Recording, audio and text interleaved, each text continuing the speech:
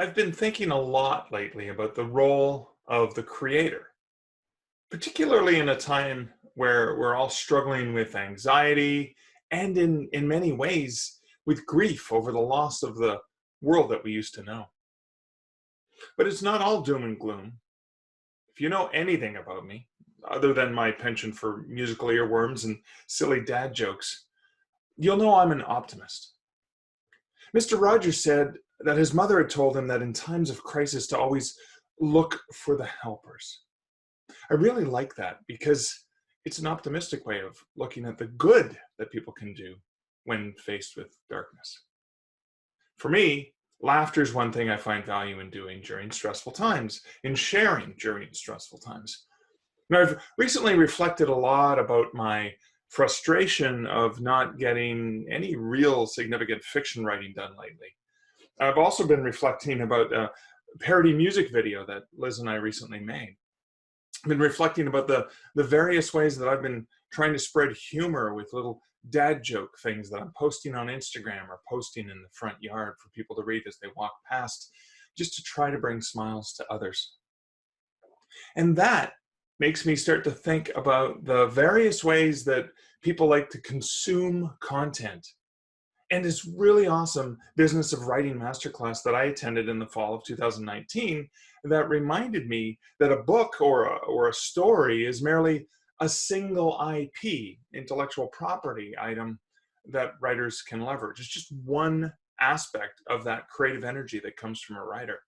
And so in the same way that I encourage writers to get their book into multiple formats, I'm starting to think about the ways that I can leverage my own creativity into different forms, shapes, and media that is not necessarily always fiction storytelling.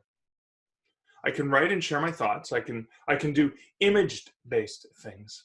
I can talk about things and reflect on things on my Stark Reflections podcast.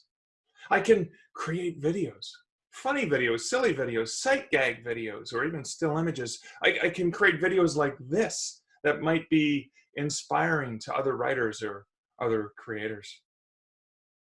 But all of those things that I'm talking about, they're all creative. They're all part of my life as a storyteller and my lifelong desire to be a storyteller. I had a good friend who was similarly frustrated with the fact that she hasn't gotten any solid writing done for over 6 weeks, recently tell me that focusing on all her creative energy and passion for books and reading in a different direction has been wonderfully therapeutic and helpful, because it's something she loves doing and is damn good at. This is something that she might not have discovered had there not been a block in the regular writing that she was working on. I was inspired by hearing her say this, and it made me think back to my own situation.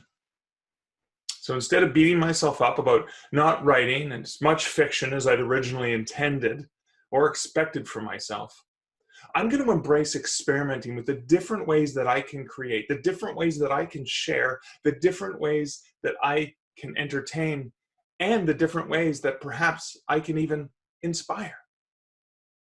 How about you?